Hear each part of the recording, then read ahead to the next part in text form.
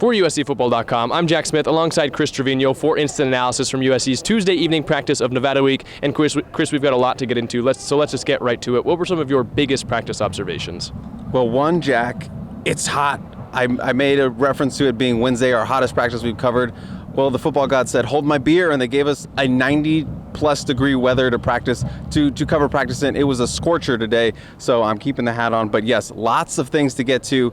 The most interesting one being the first kind of lead note of the day is that Raleek Brown was working with the scout team on offense, which is a very interesting development. Obviously, he did not get a ton of run in the San Jose State game. I believe he had one catch for about 14 yards, so not a lot of him, which I was surprised about. You know, obviously he was being built up a lot this offseason as a guy who's transitioning to the wide receiver position, and then to have him on scout team is just very, very interesting. And as you remember, Gary Bryant Jr. was the guy that we thought was going to have a big role, and then he opted to be on scout team to redshirt. That's usually what it kind of means, and then he decided to take a redshirt and then look at his options moving down, and that option for him ended up being going to the transfer portal, and he's now landed at Oregon. So just a very interesting development for Raleek Brown, and today we'll see how that monitor that as it moves forward. But you actually asked Lincoln and Riley about, why Raleek was on the scout team.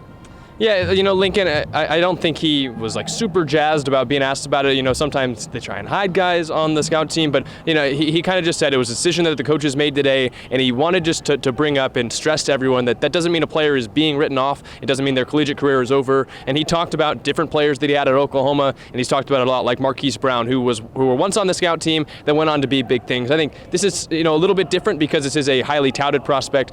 From Mater Dei coming in was really always thought to do big things at USC, scored a touchdown in his first game and hit the Heisman pose, and now working on the scout team. So, it was something that we had to ask about. It's definitely an interesting development, and I was just surprised to see him on Saturday. He entered the game as all the freshmen were coming in, really as, the second, third teams were coming in on offense. He came in with Miller Moss for some of his first offensive snaps, and we talked about it on Tunnel Vision. There's really a lot of talent at the slot wide receiver position, as I'm sure everyone has seen with Zachariah Branch, so that's the position he is playing as a wide receiver, so it's not, simply being, he's a wide receiver. Why is he not one of those five guys out on the field? He plays one of those positions, and he's working kind of in the same area with Zach Branch and Mario Williams. So there's some guys that he has to pass, but it was just really interesting to see him on the scout team today, and definitely not writing him off for the future, but something that had to be brought up.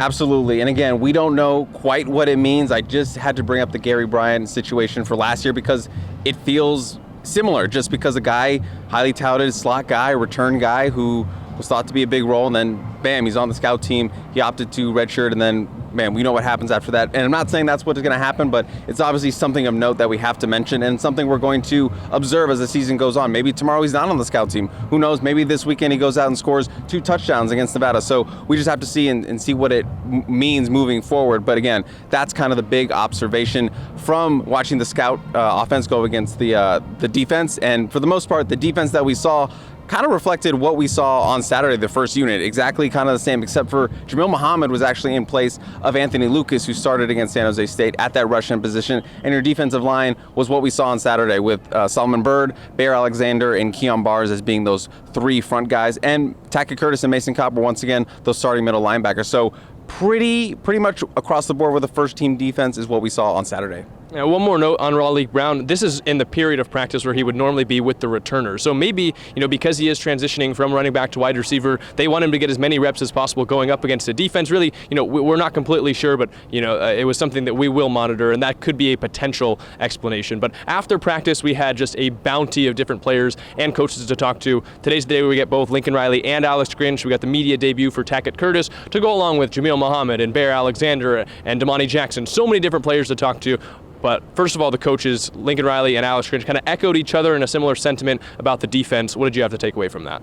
Yeah, for the most part, they, obviously they watched the tape and they were able to look at it deeper and see, what actually worked, what didn't work. Maybe there's something they thought that was good and was actually bad, and vice versa. But for the most part, they said they felt there was a lot of good in that tape from San Jose State, and they were Lincoln Riley specifically was very complimentary of that defensive line. And we'll talk about kind of those bad plays that they had. The touchdown before the end of the first half, and then the 3rd and 22, the mythical 3rd and 22. But yeah, for the most part, they were very complimentary. They were very bullish on the defensive efforts, and they liked what they saw for the most part from the San Jose State tape. Yeah, Alex Grinch kind of said, I don't want to just sound like that coach that's always, hyping up my side of the ball, but he said he did come away feeling excited about the way that the defense played, and Lincoln, he was kind of straight up. He's like, no, there was some good, there was some bad, but he felt like it was overall a much cleaner game in week 1 this year than last year against Rice. So, I think he's not one to just jump to a conclusion after week 1. He looks at it as kind of an incremental approach to rebuilding the defense, as I think fans kind of should, and they're going game by game, and he thought it was what he called a good starting point.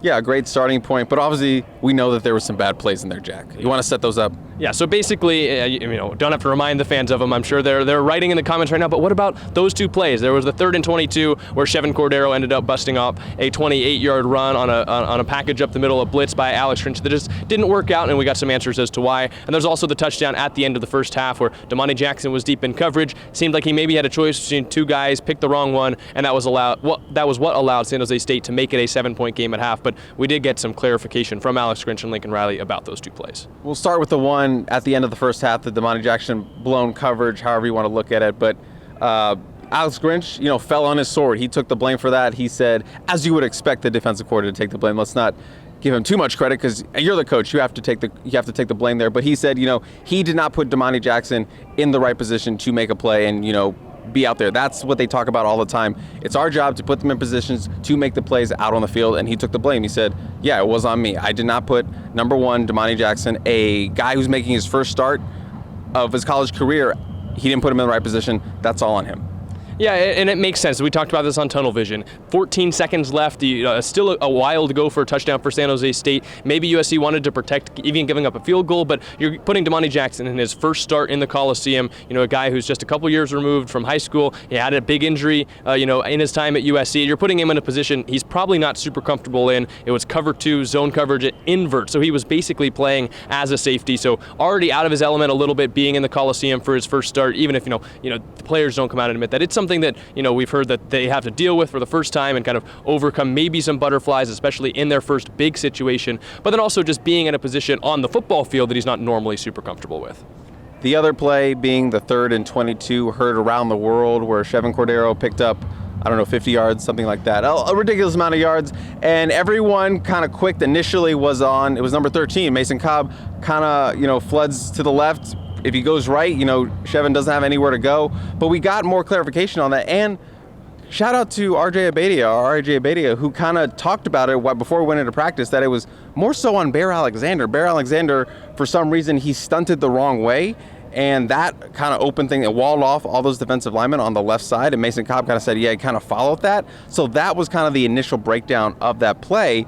And that is exactly what Lincoln Riley said. There was a miscommunication with the stunt. Bear went the wrong way. And that's kind of what led to the issue there. And then Mason Cobb talked about it too, that there was just some miscommunication. He didn't throw it all on Blair Alexander's teammate. He just said there was some miscommunication that they need to clean up, obviously, moving forward. So a little bit more insight into that play. And, it was just a mistake. It was a mistake gone wrong. And Lincoln was talking about it as a compliment to Blair Alexander, saying, outside of that one play where he went the wrong way, which kind of confirmed what RJ was thinking, he said he thought he had an amazing game, was really being disruptive, though it might not show up in the stat sheet. He was really impressed as he was kind of talking about the entire defensive line, but he specifically singled out Blair Alexander.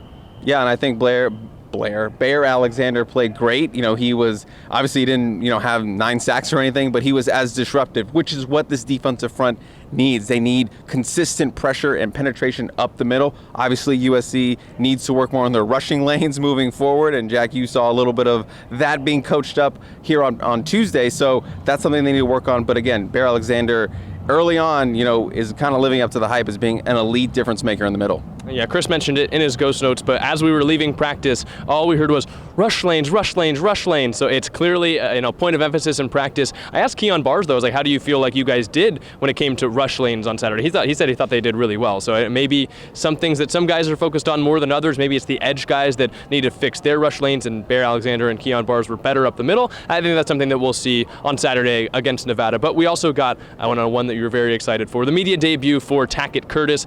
Freshmen don't normally speak, but now we've gotten Zachariah Branch and Tackett Curtis after just 1 week. What did you come away with as the biggest takeaways from Tackett's first time speaking with us? You can all thank me for freshmen speaking, because I tweeted out that Lincoln Riley has a policy of not letting freshmen speak, and then he was like, I took that personally, the meme, and he just letting these guys talk now. So yeah, we got Tackett Curtis, very well spoken, and obviously Tackett Curtis's first start, his debut, wasn't as heralded as we thought it was going to be. I think he finished with 2 tackles. I think he had a couple missed tackles as well.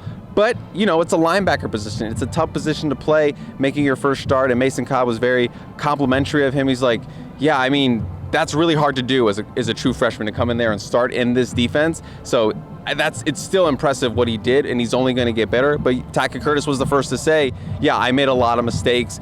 I think I still, handled it well. But again, I got to go back in the tape and get it right, get it sorted. And yeah, he said, because obviously the speed of the game for a freshman is way faster than in high school and then in high school practice and even in practice. And he said it wasn't necessarily the speed, it was like the atmosphere. And I can understand that as a linebacker and as a player who gets juiced up. If you're going, your heart's pounding out of your chest and you're playing a little too over the top. And I believe Lincoln Riley mentioned about Marshawn Lloyd maybe being a little too excited in his Coliseum debut. So you can make mistakes and you can get caught up and you can blow your assignments and stuff like that. So I think the kind of the atmosphere of his first college game, 60, 50,000 people in the stands in the Coliseum making his first start, I think that got to him a little bit. But again, the more experience you get, the more you're going to be able to slow down and you'll get used to it. So he was quick to say, I made a lot of mistakes, but I'm only going to get better. He mentioned the moment coming out to the Coliseum crowd was the moment that kind of it really said it. He's like, oh, I'm doing this right now. Is kind of that reaction that some people oh, I'm really about to do this. But he said he thinks he can fix those mistakes. Alex Grinch was saying, yeah, Tackett Curtis made some mistakes, but he says he's still going to be great. So they're clearly, ready to work with Tackett Curtis, and they think that he'll come away fine with it. I think it's, sometimes hard. His performance gets magnified when the other true freshman and Zachariah Branch has such a good performance on the other side of the ball. But I think the linebacker position, you see it in the NFL. It's one of the harder positions to learn and play at a new level. For Zachariah Branch, he can catch the ball, be as fast as he is, use his instincts. Sometimes that's not enough at the linebacker position. You can't just go tackle guys like you did in high school. So there's more of a learning curve, I would say, at the linebacker position, certainly than wide receiver or kick returner. But I think fans should be ready to see Tackett Curtis go hard to work, and I think they should be confident that he'll be able to figure it out. I would consider quarterback, obviously linebacker, and then offensive line to be the toughest positions to jump into as a true freshman, because as a linebacker you need to know what everything that's going on in the middle of that defense. Quarterback, it goes without saying, they have to know a lot of things. And the offensive line, you're a kid going against grown men, and then you're also having to learn protections and calls and all that and pick up all that. And a lot of those guys can just bully anyone on the other side of the line, not in college. So linebacker obviously up there is one of those tougher positions to learn. And remember, Tackett Curtis wasn't a true linebacker in high school. He was kind of a free safety hybrid. He would come down like a safety. So he's still also learning the position of linebacker. So I think we got to give him a little bit of leeway. He's super talented. And again, growing pains are going to happen with a true freshman, especially a linebacker. I think we need to give him more time to grow, let the game slow down, and for him to, for the game to come to him, and he'll start making those plays like he's been making in practice. I want to throw some respect to the tight end position as well, because everything we've said about, the offensive line, they have to learn a little bit of that too when blocking and being a receiver. So I know we don't talk about USC tight ends a whole lot, at least on tunnel vision or instant analysis. So I wanted to shout out the tight ends. That's another position that is very hard to learn, whether you're going to college for the first time, moving from college to the NFL. But were there any other big takeaways you had from the practice we were able to watch today? A couple of things.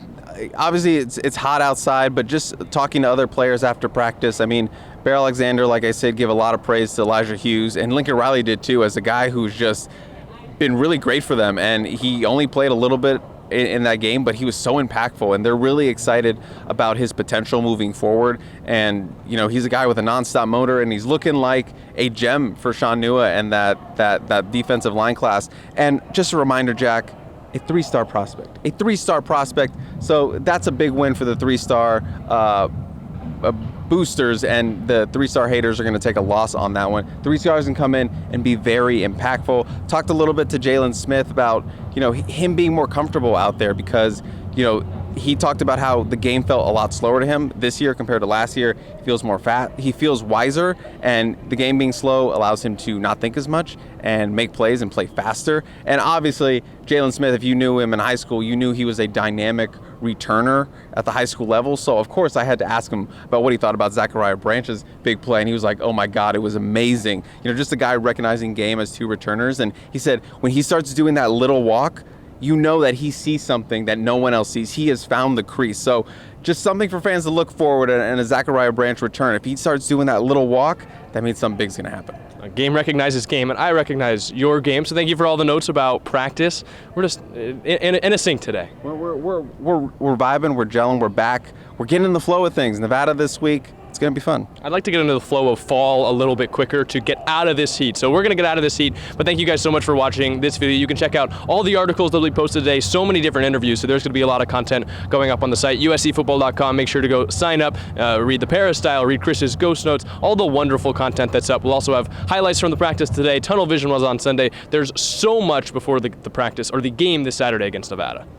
Yes, so much to do, and I'm just glad. Connor will be on tomorrow. I don't have to do game predictions, so I'm good. I'm good, Jack. What if I make you do one right now? I'll run. All right. I want to see you do that. But thank you guys so much for watching. For Chris Treviño, I've been Jack Smith. Check out USCfootball.com for more.